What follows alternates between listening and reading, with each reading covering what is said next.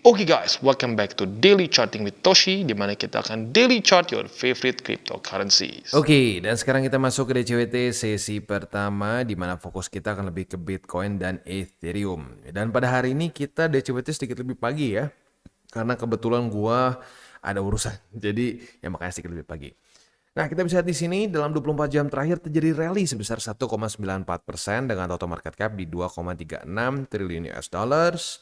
Bitcoin dominance pump sebesar 0,71%, volume meningkat sebesar 15,55%. Nah, yang paling penting adalah sekarang harga Bitcoin tiba-tiba di atas lagi dari BSB atau lebih tepatnya di atas dari upper band ya. Nah, kita bisa lihat di sini dia tiba-tiba mantul di EMA 50, berhasil di close di atas dari 65.000 lagi dan hari ini mulai retest ke 66.253 ya. Nah, kalau menurut gua sih sebenarnya secara TA kita lihat sendiri ya. Dia flat terus berapa lama nih? Tiba-tiba jam 9 malam ini gua udah ganti ke GMT plus 7 ya, berarti waktu Indonesia Barat ya. Jam 9 malam boom naik ke atas ya. Kenapa bisa seperti ini? Nah, kalau menurut gua ya, analisa gua ini berdasarkan dari data kemarin ya. Data kemarin setengah 8 itu ada keluar GDP dan initial jobless claim. Jadi nggak langsung sih, waktu keluar nggak langsung terjadi reaksi, tetapi kita bisa lihat sendiri pada faktanya sebelumnya tidak terjadi apa-apa. Flat banget ya, flat ketahan di 65.000 terus ya. Nah, tiba-tiba mulai dari jam 9 malam naik. Begitu. Jadi kalau menurut gue ini adalah reaksi dari news GDP dan juga initial jobless claim. Nah, ini sebenarnya bukan reaksi biasa sih ya. Kalau kita ngomongin reaksi normalnya, apabila hasilnya itu better than expected, itu usually ya nggak terlalu bagus untuk kripto. Kripto malah turun. Tetapi sekarang kripto malah naik. Alasannya kenapa? Karena dengan data US yang menghijau seperti ini, ya, pengangguran di US lebih rendah daripada ekspektasi, ya, bahkan lebih rendah daripada data kemarin. GDP lebih bagus daripada data kemarin signifikan, ya.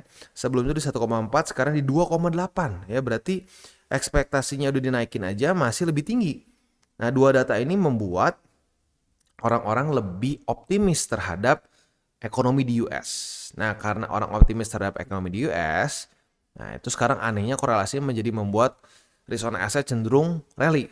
Kenapa? Karena historically saat US masuk ke resesi, biasanya yang paling hancur dulu adalah aset yang paling beresiko dan kripto masuk ke dalam aset yang lebih beresiko. Jadi dia lebih sensitif lagi terhadap ekonomi yang buruk di US begitu. Ya jadi menurut gue ini jawaban utamanya kenapa kemarin kita dapat rally yang signifikan.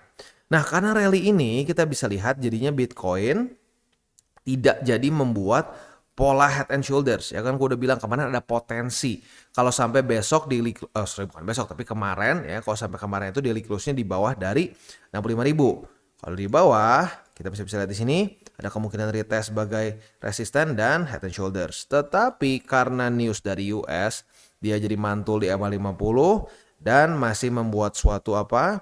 Masih membuat suatu higher low. Nah, artinya secara struktur masih utuh.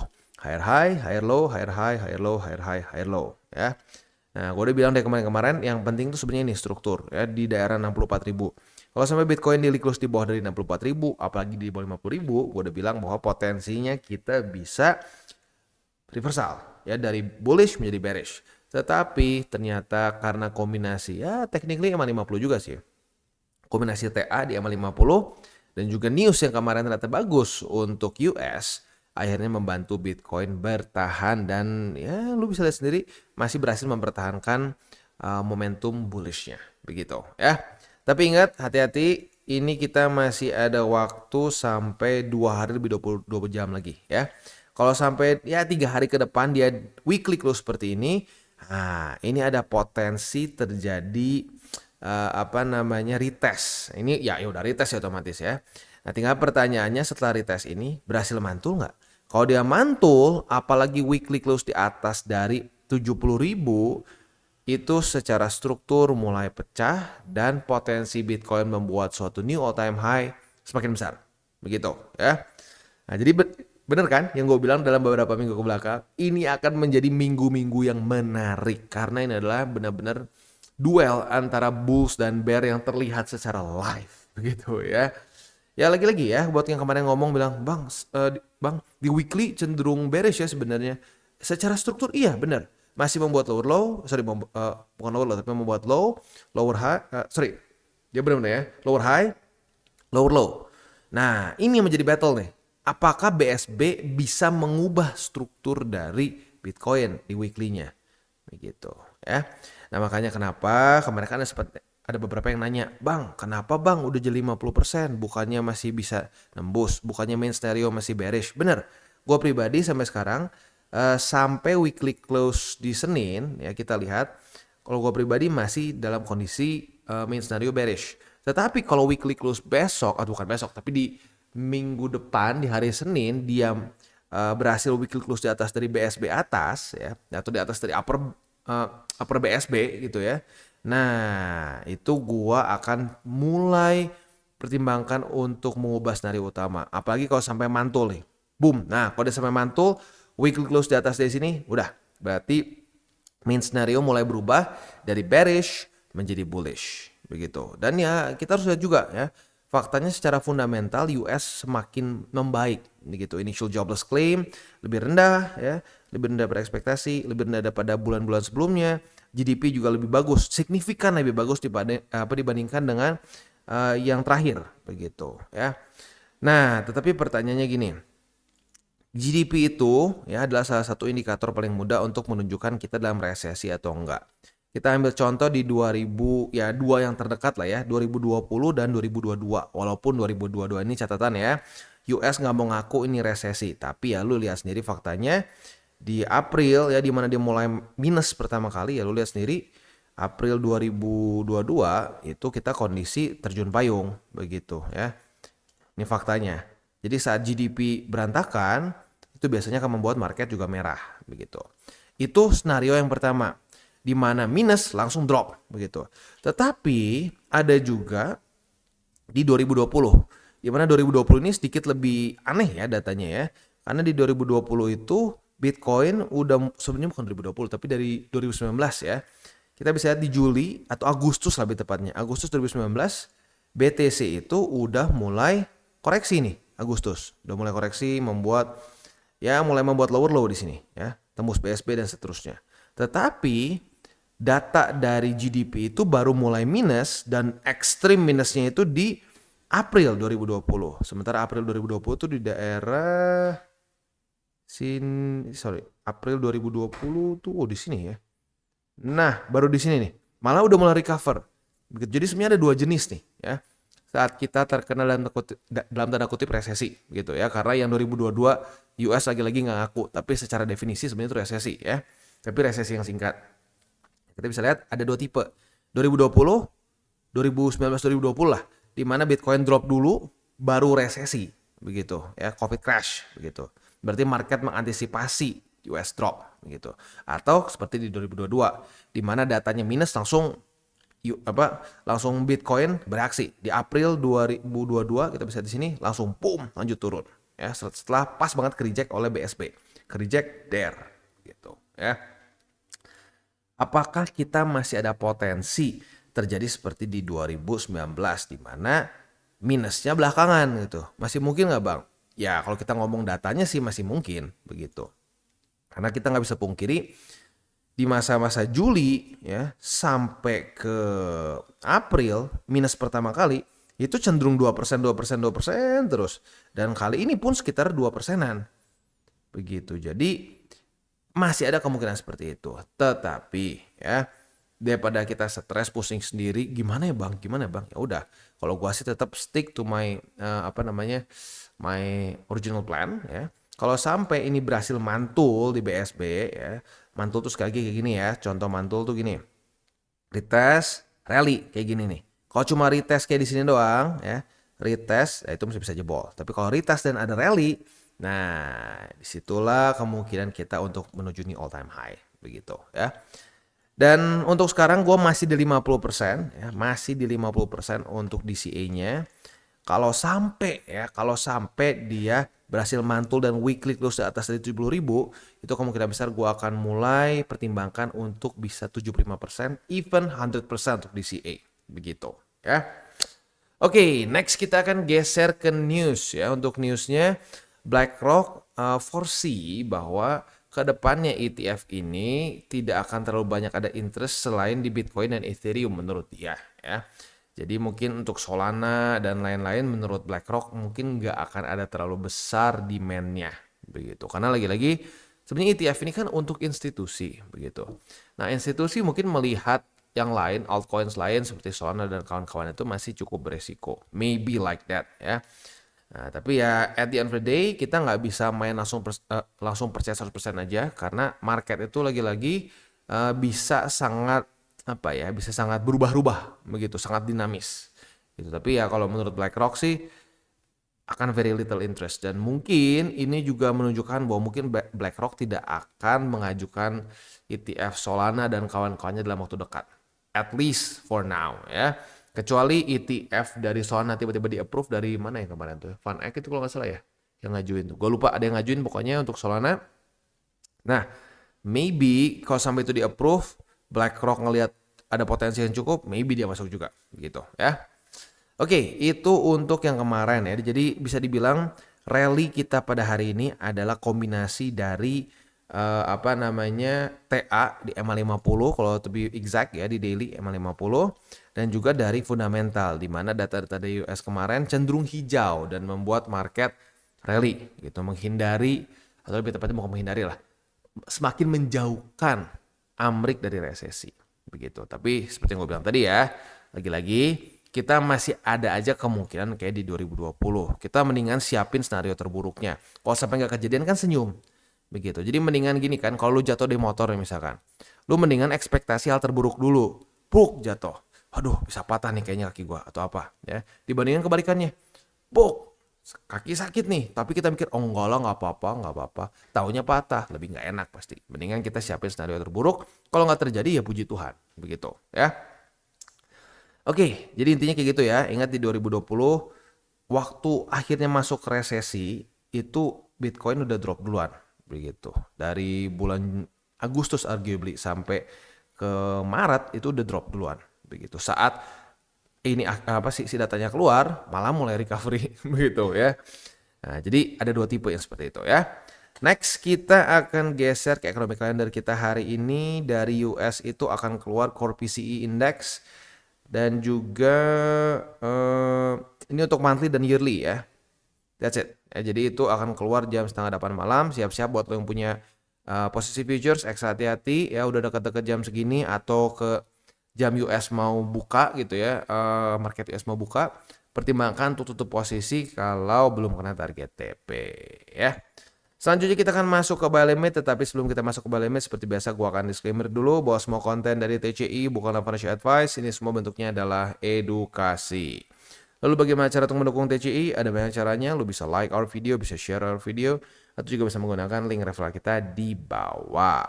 Dan sekarang kita akan dengar lu pesan-pesan dari sponsor kita pada hari ini. Okay, today's video is brought to you by Bybit. Dan pada hari ini Bybit baru saja meluncurkan launch pool baru yang bernama ZKL ya. Nah, ZKL ini adalah ZK Link. Nah, ZK Link ini adalah Zero Knowledge Rollup. Jadi dia simpelnya adalah layer 2 dan kemungkinan besar adalah untuk Ethereum ya. Nah, buat lo yang pengen coba ya, mendingan mulai dari sekarang karena sudah mulai nih stakingnya dan langsung bisa earning. Nah, yang gue suka dari di Bybit ini ada 3 cara ya. Buat lo yang punya ZK pool bisa pakai langsung ZK token ya. ZK tokennya langsung bisa dipakai. Nah, buat lo yang punya USDT misalkan, nah lo juga bisa. Bahkan buat lo yang punya MNT juga bisa. Jadi ini yang keren dari launch pool Bybit. Lo bisa pilih pakai aset yang biasa dipakai di Bybit dan si aset itu sendiri maupun USDT. Jadi very flexible ya. Buat lo yang tertarik untuk ikutan silakan bisa langsung aja masuk ke launch poolnya, dan buat lo yang belum punya akun di Bybit boleh pertimbangkan untuk menggunakan link referral kita di bawah dan mulai trade di Bybit. Oke, dan kita masuk ke Bitcoin ya. Untuk Bitcoin harusnya buy limitnya udah kena nih ya. Di 65.000 kena, di 64.000 kena, atau di 50 juga kena ya, antara dekat-dekat sini. Ini kan gue bilang suruh pilih ya. Nah, jadi ya at the end of the day, suka nggak suka, yang akhirnya menang dalam jangka panjang adalah orang yang DCA, begitu ya. Apalagi kemarin udah mulai naik 50% ya, mungkin DCA-nya lebih kerasa nih sekarang di Porto, gitu ya. Itu untuk posisi spot. Masih sama kurang lebih masih di daerah-daerah situ juga ya. Jadi di 65.000, 64.000 dan juga di 63.400-an. Untuk posisi futuresnya ini sayangnya tidak dapat posisi long karena tanggal 24 Julinya kemarin tidak terjadi retest begitu. Maka ya sudah, artinya memang belum rezeki begitu ya. Untuk setupnya kita lihat besok pagi kalau daily close-nya masih di bawah dari 66.253, maka kita bisa limit posisi short di sini. Dengan kalau sampai terjadi tes kedua berarti kebuka posisi shortnya dan target TP di 65.000. Ya itu sekali lagi kalau daily close di bawah dari 66.253 ya. Oke, itu kurang lebih untuk di Bitcoin. Untuk di Ethereum kita bisa lihat di sini dia malah kemarin cenderung tidak terjadi recovery ya, malah dia tetap koreksi signifikan 4,83%. Nah, mungkin ini penyebabnya kenapa untuk Bitcoin dominance itu ya lo lihat sendirilah ya. Oh, ini ternyata daily close tertinggi ya. Tertinggi di tahun ini. Wow, gila ya, ekstrim juga. Ya, ini dia makanya kenapa gue bilang berkali-kali di masa-masa QT itu sebenarnya lebih profitable, enggak, gila, lebih tepatnya bukan profitable. Kalau profitable masih ada beberapa alts yang ngalahin ya. Tapi akan lebih aman ya. Risk reward ratio-nya lebih bagus, kita berat di BTC. Kedua di Ethereum, sisanya baru alts gitu ya. Nah, untuk Ethereum kita bisa di sini secara posisi spot berarti di 3.156 harusnya udah kena kemarin, selanjutnya di 3.014 dan di 2.920. Itu untuk posisi spot di Ethereum. Nah, untuk posisi futuresnya nanggung lagi-lagi ya. Ya mungkin gini deh, boleh pertimbangkan setup seperti ini. Kalau hari ini terjadi retest kedua di 3.156, kita bisa buka posisi long. Target TP-nya boleh pertimbangkan di MA 200 begitu ya. Itu kurang lebih untuk setup posisi futuresnya ya. Nah, jadi apa namanya pada hari ini gue akan ingatkan lagi sekali lagi ya. Kita ini sebagai seorang investor, tugas utama kita adalah menjaga resiko. Bukan profit dulu, menjaga resiko dulu ya. Nah, setelah bisa jaga resiko, profit ngikut begitu. Nah, selain dari itu juga ini lagi pentingnya dari kita tidak melakukan all in begitu ya. Tidak melakukan all in dan DCA begitu. Kenapa? Karena kalau orang DCA ini tiba-tiba turun lagi gitu ya, melemah lagi. Ya sudah, kita masih ada peluru begitu ya. Dan gini, DCA itu ada yang sempat nanya kemarin, "Bang, gimana ya Bang, peluru gue udah mau habis." Ya udah nggak apa-apa. Tunggu sampai lu gajian dan lu kan bisa udah kalau denger DCWT gue dari dulu ya, gue udah bilang berkali-kali. Sebenarnya cara yang paling benar untuk akumulasi dana di kripto itu bukan udah kita kumpulin dulu duit sebanyak mungkin terus kita hajar di satu posisi. Ya itu namanya all in kan. Itu menurut gue cara paling salah. Karena rata-rata orang udah kepikir all in itu nggak di bottom. Orang kepikir all in itu justru di antara pucuk atau malah all time high begitu ya. Nah, maka dari itu harusnya ya at least cara gue seperti ini ya. Kita setiap bulan nih dapat gaji, dapat uang jajan, dapat apa namanya, apalah mau prive, apapun lah pokoknya ya lu dapat duit. Udah dapat duit, lu langsung bagi-bagi posnya. Ini untuk kebutuhan ya, kebutuhan rumah tangga, ini untuk anak, ini untuk misalkan ortu atau apapun ya. Nah, sisanya ada berapa persen? Nah, lu tinggal putuskan itu mau dimasukin ke apa investasinya. Kalau lu tanggungannya nggak terlalu banyak, nah lu bisa pertimbangkan di kripto lebih besar. Tapi kalau tanggungan lu banyak, ya lu punya anak 5, istri 4 gitu ya, ya jangan nggak kira-kira kebanyakan di kripto, begitu karena ya lu kemungkinan besar dengan tanggungan banyak lu akan lebih banyak emergency, lebih banyak kemungkinan lu harus tarik duit gitu karena sesuatu hal gitu. Nah, maka dari itu jangan terlalu besar alokasinya. Jadi ya sebenarnya tiap bulan harusnya ada gitu, harusnya ada setiap bulan. Nah orang suka kebalik investasi tuh gini, gue pakai dulu buat semua, kalau ada sisa, nah itu salah menurut gue. Harusnya dibudgeting dari awal. Jadi buat investasi berapa banyak, begitu. Buat pakai buat rumah tangga dan lain-lain ada berapa, begitu. Ya. Jadi sekali lagi kayak gitu menurut gue cara terbaik. Ya. Gue tutup dengan 3 golden rules, jangan pakai uang panas, jangan over leverage, dan berpikirlah jangka panjang. Oke guys, jadi itu adalah akhir dari segmen DCWT kita pada hari ini. Dan jangan lupa bagi kalian yang merasakan manfaat dari segmen ini, jangan lupa untuk share ke teman-teman kalian. Dan apabila lu pengen mensupport channel kita, ya TCI, jangan lupa untuk menggunakan link referral kita di bawah. Nggak wajib, ya, tetapi apabila lo menggunakan link referral kita di bawah, ada macam-macam, ya, dari Bybit, Huobi, Maxi, toko kripto, dan banyak lagi, ya. Ya, walaupun nggak wajib, tapi kalau menggunakan link referral kita, lu secara langsung membantu perkembangan dari TCI. Dan satu lagi, jangan lupa juga untuk join Telegram group kita, di mana kita bisa ngobrol-ngobrol santai mengenai dunia cryptocurrency secara dua arah. So, jangan lupa untuk like, subscribe, click the bell icon, and see you on the next video.